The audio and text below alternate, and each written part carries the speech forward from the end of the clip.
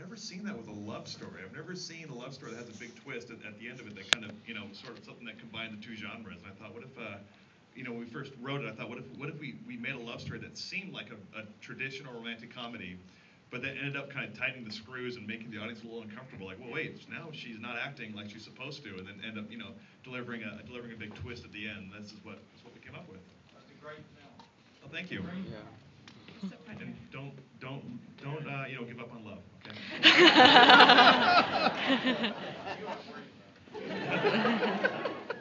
there a My Girlfriend's Boyfriend Part 2, the sequel? Yes, it stars me, Yeah. and I go looking for love in the big city. We go to New York, and then we go down to Australia, and we look for a lost treasure doll. I'm sorry, that's The Facts of Life goes to Australia. That's already been made. I'm sorry, I'm confusing things. It's a musical. It's a musical as well. Good.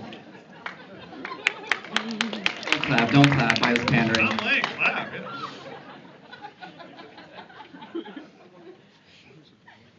Any other questions? They don't bite. Don't be shy. In the back. Why did you choose to shoot in Utah? Well, that's where we sleep. Separately, but we like. We live in Salt Lake. Rick owns a production company called 50 Films out of Salt Lake, and we both live and work there. We actually, I wrote and he produced another movie called Stalking Santa that's now available on DVD. And we partnered and worked on this film together.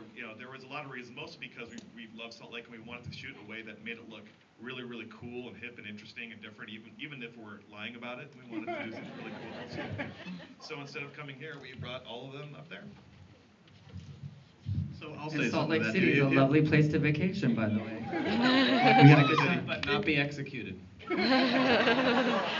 that, obviously it's a cost thing for us too. We can in Salt Lake City, being a right-to-work state, we can do things a little differently than we can in a lot of other places, and so the costs are lower. And so we could put a lot more budget into things that we felt made it onto the screen rather than having to pay for things that wouldn't there. So that was a decision we made early on with keeping the costs in Salt Lake City. Left a lot of money left over to pay excessive amounts to our actors too. They laugh cynically. How far are we away from putting it in theaters? Do you want to fill that one? Okay. So yeah, that's a good question. We'd like to know that too. We have a distributor that we're on board with. He has and the company has made great sales in the European market, and a lot of things people were waiting for a couple of things to kind of pan out. Some of them being what was happening next with Alyssa. Her show, they were waiting to see if it was going to be picked up. It was.